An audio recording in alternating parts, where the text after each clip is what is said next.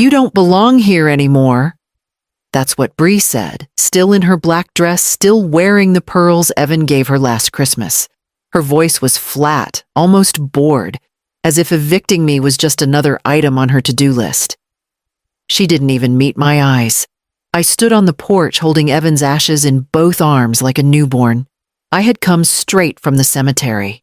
My heels were still wet from the graveside. The sympathy cards were still in the back seat of my car. The house? Evan's house, our house, loomed behind her, like it had already forgotten me. Then I saw the locks. New, brass, cold. My keys hung useless in my coat pocket, heavy with memory, but not with access. My suitcases were stacked neatly beside the steps.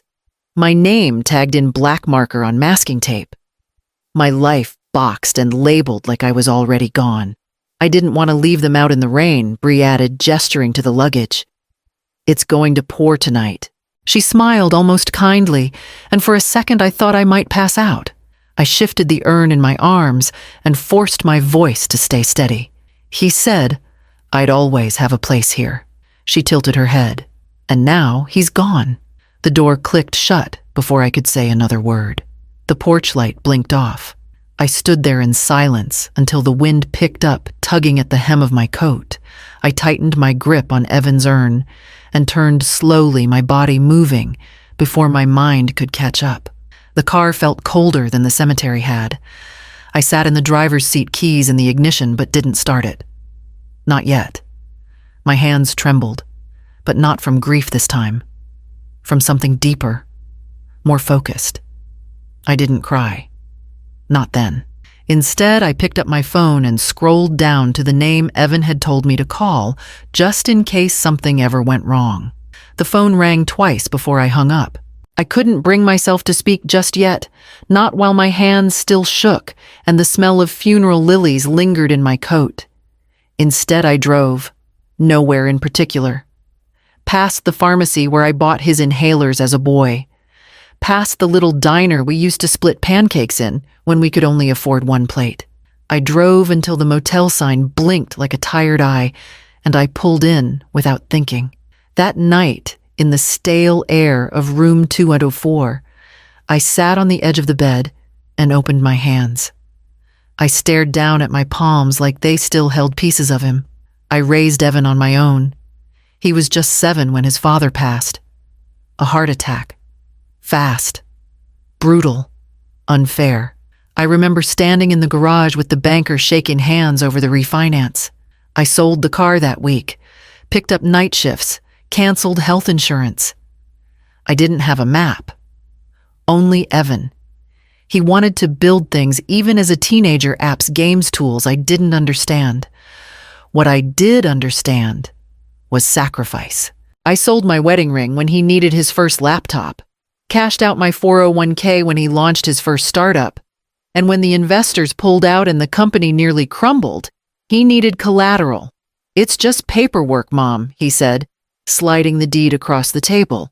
"You'll always live here." I signed the house over to his name because I believed him, because I wanted him to feel safe, because I thought love was something you never had to insure against. And now, here I was, locked out by the woman who wore my son's last name like armor and used it as a weapon. I stood at the window and pulled the curtain back. The rain had finally started. I reached for the phone again this time, dialing with purpose, ready to hear the voice of the one man Evan once told me would know exactly what to do if this day ever came. Elowen. The voice was calm, male, older. "Yes," I said. My voice sounded smaller than I wanted it to. "This is Benjamin Krause. I was your son's attorney." My throat tightened. "How did you—" "He told me if this ever happened." A pause. "He left instructions, Elowen. Evan anticipated the possibility of complications with Bri." "Of course he did." Benjamin continued, his voice steady but urgent. "He created a legal safeguard. It was filed quietly 6 months ago. But we need to act quickly before she tries to liquidate or restructure anything. There's a clause in the will we haven't disclosed yet, one that directly concerns you." My hands gripped the cord of the phone. She changed the locks today. She packed my things and told me I didn't belong. I'm sorry, he said quietly. But you do. Evan made sure of that. The words cracked something in me. I'll be there, I said. Friday, he replied. 2:00, my office. Come prepared. I hung up slowly, the dial tone pulsing in my ear. Then I turned to the urn and whispered, You knew she would try to erase me, but you didn't let her. Benjamin's office sat high above the city glass dark wood, and silence thick enough to drown in. I arrived early, wearing the same black blazer I'd worn to Evan's funeral. It still held the scent of lilies and grief. Bri didn't show. Not a call, not a message. Word was she was giving interviews, polished statements about Evan's legacy, and love her eyes misty in every camera frame. Too busy, it seemed, to bother with legal formalities. Perhaps she thought it was a done deal, that everything was already hers. But Benjamin was here. So were the witnesses Mr. Lowell, one of Evan's former partners, and Grace, who had cleaned our home for 20 years and mailed me hand-sewn cards every Christmas. Benjamin opened the will with quiet ceremony. His voice was low, precise. To my wife, Bri Price, he read, I leave the residence at 1720 Willow Drive, all associated assets accounts held in joint name, and the contents of the garage, including both vehicles. He paused. I kept my hands folded in my lap. Benjamin turned the page. But he said, voice tightening, There is a conditional clause. Grace leaned forward. Even Mr. Lowell stopped tapping his pen. If within 1 year of my death, Bri Price takes legal or informal steps to force my mother, Alowen Price, from the residence, all assets awarded to Bri shall be revoked and transferred in full to Alowen Price. I stared at the table, throat tight. Benjamin continued, gentler now. We already have documentation, door logs, correspondence, a written witness statement. My voice barely rose above a whisper. She changed the locks. Before I even made it home from the cemetery. Benjamin nodded once and closed the folder with finality. We'll proceed accordingly, and in that moment, I felt it again, that steady pressure like Evan's hand on my shoulder. Not imagined, not memory, just strength. 6 months before the funeral, Evan came back to the house unexpectedly in the middle of the evening, right when he was supposed to be at the company. His wife was out meeting friends, and he slipped in through the back door without a driver or security. Just my son in a hoodie and baseball cap like he used to wear in college. His eyes darted to the street before he stepped inside. I remember thinking how strange it was to see him nervous. Evan had always been steady, even under pressure. We sat at the kitchen table, the one he'd done homework on as a boy. The only light came from the small lamp over the sink. He didn't touch the coffee I poured. His hands were restless, turning the mug slowly while he talked. Mom, I need you to listen, he said quietly. Things with Bri, they're not what they look like. His voice carried the weight of something he'd been holding in for a long time. She's been trying to get me to move all assets into her name. She's subtle about it, but it's constant. I felt my chest tighten. Why didn't you tell me sooner? He looked at me. Then a flash of the boy I raised still flickering behind his tired eyes. Because I didn't want you to worry, but now I'm worried enough for both of us. He slid a stack of papers from his bag. This is a new will. I've already spoken with Benjamin. It's airtight. If anything happens to me, you won't be left at her mercy. If she tries to push you out, everything reverts to you. I reached for his hand, but he pulled it back to sign another page. Evan, why are you talking like this? He exhaled slowly, eyes fixed on the signature line. Because I've seen how far she's willing to go, Mom. If something happens to me, I don't want her rewriting our story. The pen scratched softly as he signed the last page, and I felt the world tilt, not knowing it was the night he saved me from the day we were living now. The air was thick with the scent of cut grass and pride when we pulled up to the house. Bri was already on the front porch, arms crossed, leaning casually against the doorframe, like she was waiting for a package, not a reckoning. She was dressed in cream linen hair, swept up lips, painted the same deep red she wore to Evan's memorial. She smiled when she saw me. That same smile she gave when she handed me my suitcases. "Did you forget something?" she asked, tilting her head. Benjamin stepped forward before I could speak. "We have business," he said calmly, holding out the envelope. "Per court order, we're here to serve notice.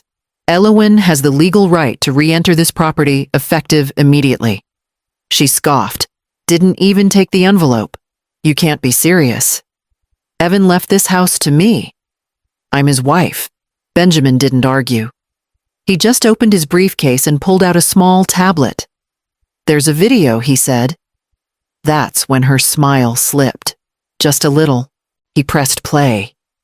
Evan's face filled the screen, paler, thinner, but still him. His voice was steady eyes, focused on the camera, like he knew exactly what this would come to. "If you're watching this," he began, "it means Bri's done what I feared she might." Bri blinked her arms, uncrossing. "I want to be clear."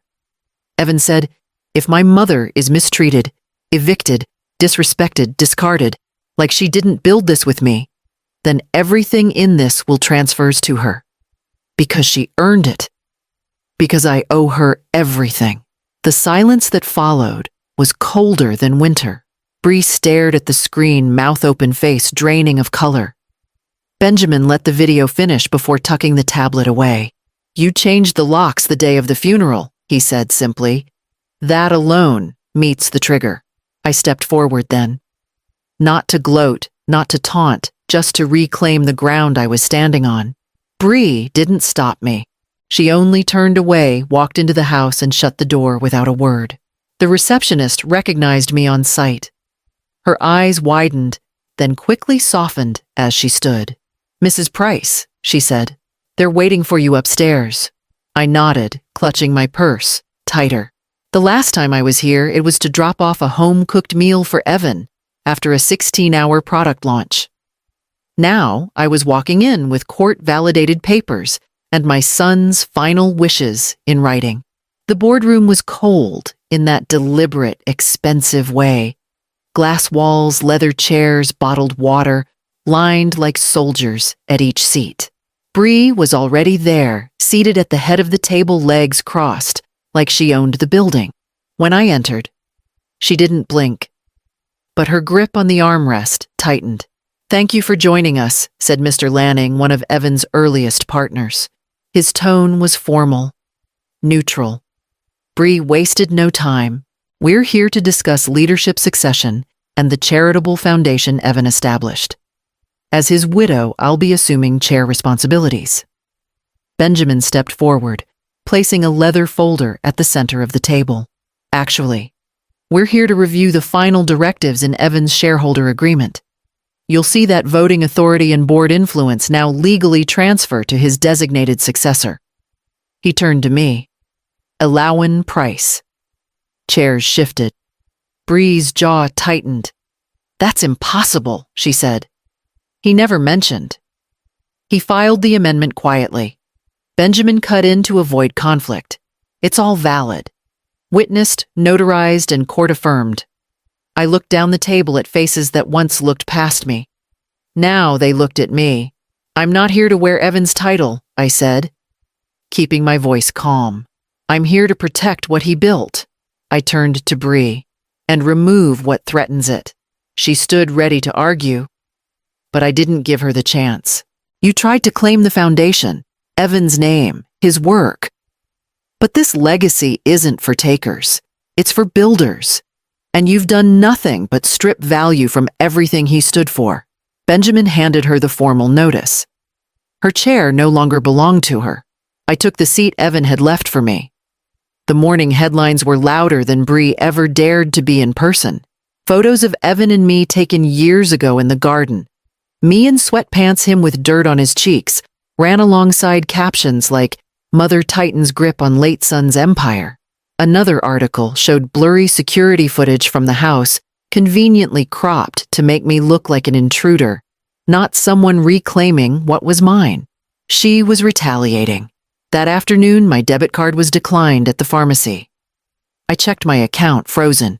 She'd filed a motion citing unresolved estate conflict and leveraged her remaining access to Evan's joint accounts to tighten the screws. Bri was clever when she wanted to be. Vindictive, too. But Evan had always been smarter. Benjamin called within the hour. She moved fast, he said, but not faster than your son. I met him at his office where he placed a small black folder on the table between us.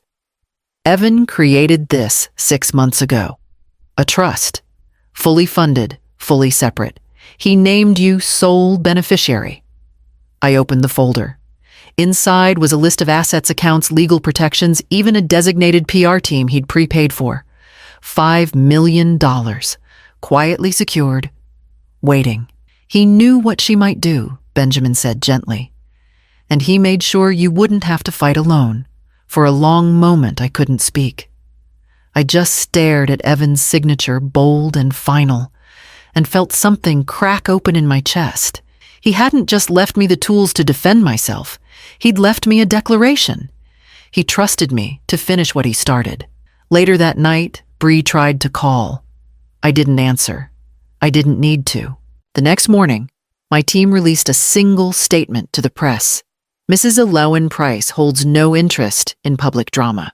Her interest lies solely in preserving her son's legacy and protecting the future he built. And then we got to work. The court order arrived on a Tuesday. Bri had 48 hours to vacate the premises, turn over the keys, and cease all occupation of the Parker Hill estate. No appeals, no loopholes. The judge's language was clear: eviction by force if necessary. I didn't need force. I had time and the law. 49 hours later, I stood in front of the house I once helped paint, holding a fresh set of keys in my hand. A sheriff's deputy stood beside me, nodding politely, while the locksmith finished installing the final deadbolt. "Looks like she left last night," the deputy said.